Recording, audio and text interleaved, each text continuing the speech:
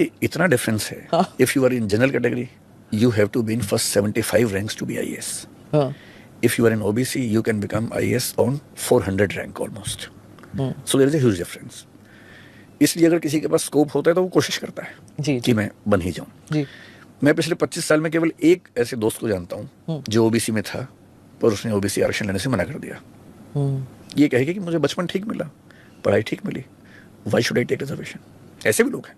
जैसे एक रूल ये है कि अगर आपके फादर या मदर क्लास 1 जॉब में हैं तो आप OBC नहीं हो सकते.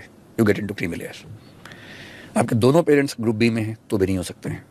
लेकिन ग्रुप सी ग्रुप डी में है, इनकम चाहे 8 लाख से ज्यादा हो तो भी आप OBC में रहते हैं.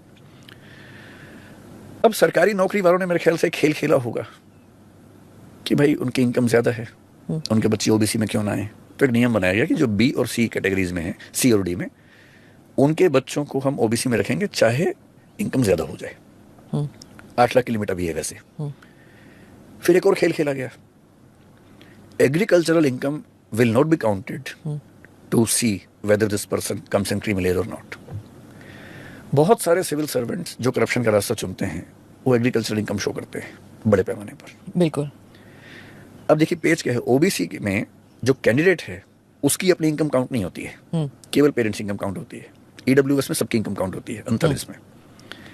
एक एग्जांपल लेते हैं. मान लीजिए कि मेरे फादर IAS ऑफिसर हैं और रिटायर होने वाले 2 साल बाद.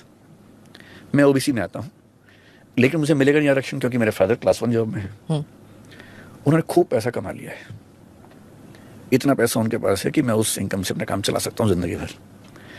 बहुत सारी बिल्डिंग्स खरीद ली हैं. उनका रेंट आता है कई लाख रुपए. मान लीजिए महीने का 50 लाख रेंट आता है. एग्रीकल्चर से नहीं, बिल्डिंग से. अब मुझे IAS बनना है और मुझे OBC का आरक्षण चाहिए. जब आप रेंट कहते हैं उसका मतलब है कि वो दिख रहा है, मतलब उस पे आप टैक्स भी दे रहे हैं, वो सब एकदम विजिबल है. उतना ही मैं उसको आप फ्रॉड नहीं कर सकते. नहीं, जो ITR में है मैं उसी की बात कर रहा हूं. ओके, होगा तो 10 टाइम ज्यादा. जो ITR में मैं उसकी बात कर रहा हूं. उसमें भी आप नहीं कर सकते. मैं उसी की बात कर रहा हूं. अब मान लीजिए मुझे IAS बनना है और मैं अपने फादर से कहूंगा पापा IAS बनना है, जनरल से नहीं बन पाऊंगा, OBC से बनना है, तो आप सपोर्ट करो. बोलेंगे कैसे? मैं कहूंगा रिजाइन कर दो आप. रिजाइन कर दिया उन्होंने. 2 साल की सर्विस बची हुई थी, पैसा अकूत कमा चुके हैं. अब 2 साल की सर्विस है, रिजाइन कर दिया. जैसे रिजाइन किया अब मुझ पर ये सीमा लागू नहीं होती कि मेरे फादर ग्रुप 1 जॉब में है. लेकिन अब क्या लागू होता है?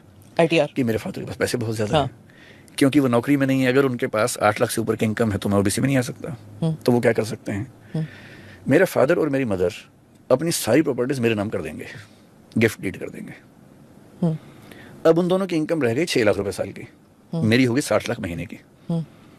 पर OBC होने के लिए मेरी इनकम क्राइटेरिया नहीं है, सिर्फ पेरेंट्स इनकम. सिर्फ पेरेंट्स की, फैमिली नहीं, सिर्फ पेरेंट्स, मेरी नहीं. So even if I am earning 50 lakh rupees per month when I am appearing for UPSC exam being in OBC, I am still eligible to be an OBC. और parents ये कर देंगे, अपना इनकम बेटे के नाम कर दें या बेटी के नाम कर दें, रिजाइन भी कर दें, पेंशन भी गवा दें, ये सब कर लेंगे. पेंशन क्यों गवाएंगे? पेंशन तो मिलेगी उनको. नहीं, 2 इयर्स नहीं, वो डिपेंड करता है कितनी सर्विस. अच्छा, ओके, कितनी सर्विस. हाँ, ओके. और जो इस रास्ते पर चलते हैं उनको पेंशन की चिंता नहीं होती, वो अपनी पेंशन पहले बना चुके होते हैं. उनको पेंशन से चिंता नहीं होती. ऑल्सो वो सोचते हैं कि मतलब बेटा अगर ये नौकरी ले रहा है, इट्स नॉट एज इफ वो 50,000 रुपए की तनख्वाह पे निर्भर होगा. वो तो है ही. और फिर दूसरी बात ये भी है ना कि करप्शन जेनेटिक भी हो गया ना उसमें. जब IAS बन गया तो प्रॉपर्टी वापस गिफ्ट डीड कर देगा पापा को. इससे क्या फर्क पड़ता है? और इस पे देयर इज नो स्क्रूटिनी कि ये ऐसे किया फिर उससे ट्रांसफर. और मैं जितने गिफ्ट डीड आप बार-बार चेंज कर सकते हैं. कर सकते हैं. Gift deed is as good as sale deed. Okay, कितनी बार भी कर लीजिए.